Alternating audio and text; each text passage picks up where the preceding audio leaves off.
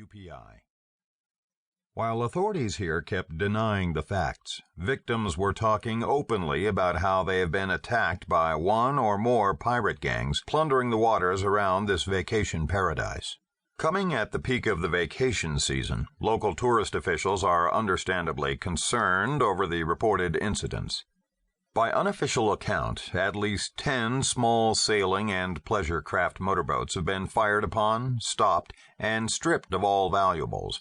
In half of the cases, these were treasure hunters, part-time explorers who like to search out old hulks, hoping to find one of the fabled Spanish gold galleons. One man was killed when he resisted, firing a pistol at the boarding party. He was shot and thrown overboard. Victims report the pirates as all young, all blacks wearing masks, and that one of the 4 pirates is a woman. They operate from a fast motor launch about 30 feet long that reportedly has a mounted machine gun. No one has had a close look at the machine gun, which is reportedly only fired at long range. Marina and boat renters are now leading a protest to local police concerning the pirates, but the officers have only a no comment to each reporter's questions.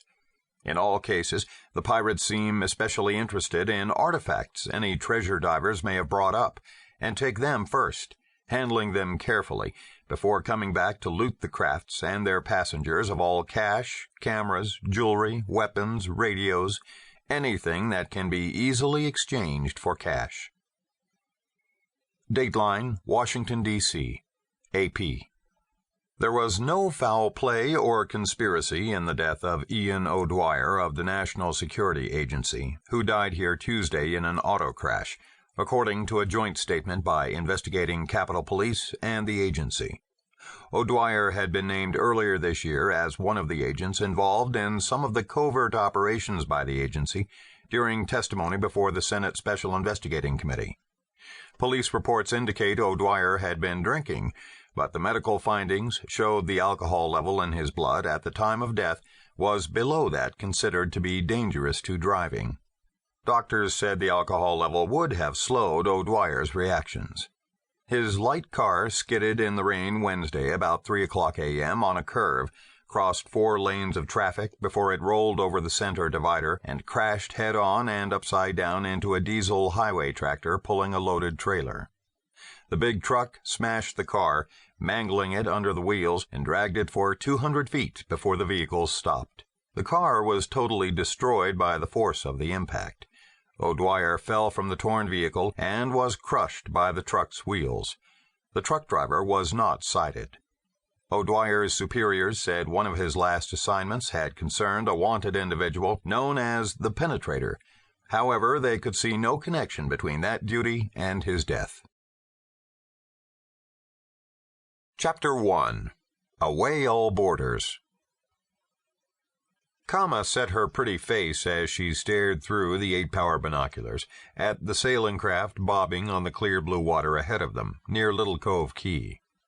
The familiar white-hot surge of expectancy flashed through her, sending a nervous tremor down to her stomach, starting a hollow ache.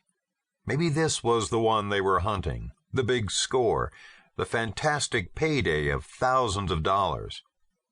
When she lowered the glasses, her dark eyes glittered.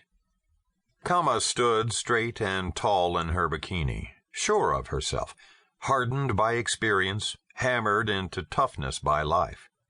She was intensely proud she was a black Bahamian, proud she was the island commander of the 26th of July movement, that special brand of nationalistic communism that Castro's Cuba exported.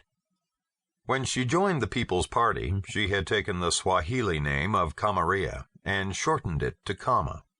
Now she led another attack in a continuing campaign to fill the treasury, so she could lead her people out of the jungles and the slums to march on Nassau, then take over the whole island nation. It was her most treasured dream. In 24 years of life, Kama had never wanted anything so desperately, nor worked so hard for it. She would do whatever it took to win this fight for her people. It was to put the power back into the hands of the working man, the masses, the downtrodden. But it took money. So damn much money.